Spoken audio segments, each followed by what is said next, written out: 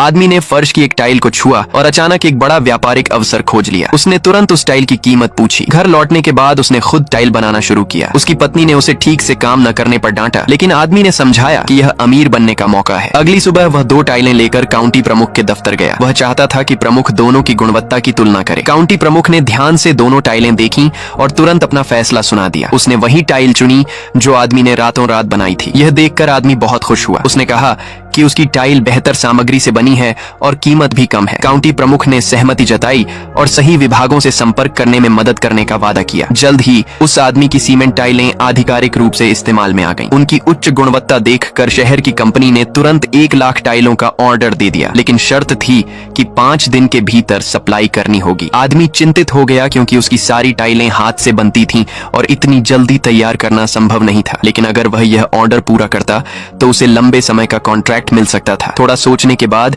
उसने दांत भींचकर हाँ कर दी। घर लौटकर उसने अपने सारे रिश्तेदारों को बुलाया और सबने रात भर मिलकर टाइलें बनानी शुरू की। लेकिन इतने बड़े ऑर्डर के लिए उनकी रफ्तार बहुत धीमी थी। जब शहर की कंपनी का ऑर्डर अधूरा ही था, तभी बाहर की एक कंपनी ने भी उससे काम करने की इच्छा जताई। रिश्तेदारों को थका हारा देखकर आदमी घबरा गया। उसे समझ आया कि इस तरह काम पूरा नहीं हो सकता, इसलिए उसने प्रोफेशनल मशीनें खरीदकर उत्पादन शुरू करने का फैसला किया। लेकिन काउंटी प्रमुख का मानना था कि उसे ऑर्डर उसकी हाथ से बनी टाइलों की गुणवत्ता की वजह से मिला है। आदमी ने तुरंत वादा किया कि अगर मशीनों को वह खुद मॉडिफाई कर ले तो उनसे बनी टाइलें पहले से भी बेहतर होंगी। मगर हर मशीन की कीमत 2 लाख थी और उसके पास इतने पैसे नहीं थे। ये सुनकर काउंटी प्रमुख ने सरकारी मदद दिलाई। जब मशीनें तैयार हुई तो एक और समस्या खड़ी हो गई। आसपास के गांवों में पर्याप्त बजरी ग्रेवल नहीं बची थी। काउंटी प्रमुख ने बैठक बुलाई। पता चला कि जल विभाग ने अभी एक नदी की सफाई की थी और उनके पास बहुत सारी बजरी पड़ी थी जिसका कोई उपयोग नहीं था। वह बजरी टाइल फैक्ट्री भेज दी गई। इस तरह कच्चे माल की समस्या भी हल हो गई। फैक्ट्री में बजरी से भरा ट्रक आता देख आदमी बहुत खुश हुआ। काउंटी प्रमुख की मदद से उसका टाइल व्यवसाय दिन ब दिन बढ़ता गया। 1 साल बाद उसने एक कंपनी शुरू की और यहाँ तक कि सरकारी नेताओं से पुरस्कार भी प्राप्त किया। लेकिन जब काउंटी नेता उसकी फैक्ट्री का दौरा खत्म कर रहे थे तो आदमी ने काउंटी प्रमुख को एक रहस्यमय डिब्बा दिया। जैसे ही प्रमुख ने उसे खोला, उसका चेहरा तुरंत बदल गया। उसने धीरे धीरे मोटी गड्डी नकदी की निकाली। ये देखकर बाकी सभी नेता तुरंत गंभीर हो गए।